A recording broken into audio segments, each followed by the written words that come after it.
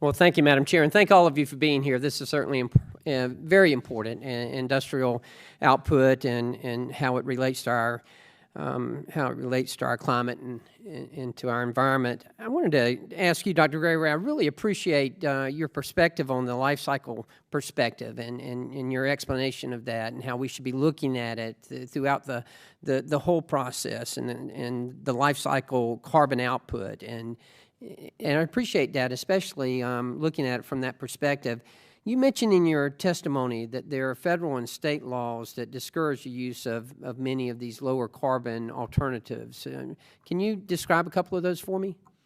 I don't know that they explicitly discourage it, but they don't actually really provide much incentive to use them at all. Okay, fair enough. Yeah. Fair enough. Yeah. What about I'm very interested in biomass. I'm from Georgia, #1 forestry state in the nation, and biomass is a big part. We've got quite a few plants in our district, and I wanted to ask you about that. Would that an alternative like biomass? What about that? That's could play a critical role in being used as a form of alternative fuel in cement plants. So instead of using the coal or natural gas to heat up that kiln to 2,700 degrees, biomass or other kinds of waste materials could be a critical way to essentially be like a zero carbon source of fuel. So that's really important. Are there any plants that are doing that? There are in the U.S. The current challenges is that there are often limitations on the maximum amount of alternative fuels that can be used. So for example, usually in the U.S. it's capped at about 15%, whereas in Europe and other parts of the world, they're using 35% or more. And a lot of that has to do with these tensions between the use of those alternative fuels and the Clean Air Act or RCRA. And so basically, those are opportunities to modify both of those in order to encourage more use of alternative fuels, because that can definitely be done in a way that preserves clean air while still lowering the carbon footprint of producing the cement through the use of alternative Okay, fuels. Mr. Gardner, in your opening comment, you made, and I just caught the tail end of it, so forgive me if I'm getting this wrong, but you said biomass used under the right circumstances. Can you elaborate on that? Yeah, I think that there are a couple of issues that one has to think about. We've actually got a project underway to look at the carbon accounting associated with combusting biomass, because when you burn biomass, there are greenhouse gases that go up into the atmosphere right away. The upside is that they're going to be recaptured at some point back into other trees and things that are growing. That doesn't necessarily happen right away. So that's an example of an issue that has to be thought through.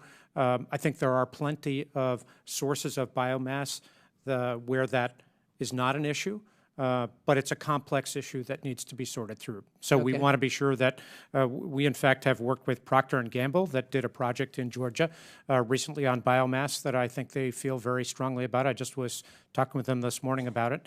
And I think there are opportunities for biomass to produce renewable heat, which is what they were looking for in the context of their production plant in Albany. Do you see as part of the portfolio of the future of clean fuel? Biomass? Yes. Yes, it's already a gigantic portion of the portfolio for renewable heat. It's today the leading source of renewable heat in the world. I think it's 75% or something on that order. Okay. So it's big. I think there are lots of questions about how big it can be given the scale of what we have to do on climate change. How much biomass is really out there that's available, and how far can we go? I think those are important questions that need a lot more attention and focus. Dr. Gregory, any disagreement with that? Nope. It can be a significant Let me move on, because I suspect I may get some at one point. Mr. Crabtree? I just wanted to add, in addition to the opportunities with renewable heat and combined heat and power, if you're using a biomass feedstock to produce energy and you're capturing the CO2 on the back end, you have the potential to create an energy system with negative emissions. And that could be a very valuable way for decarbonizing industry if that energy is supplying an industrial process. Great. Ms. Hyde, any? Sure. Biomass has a lot of hydrogen in it. So you break those hydrogen bonds, you make hydrogen energy. Great, good. I like this panel. We need to invite them back.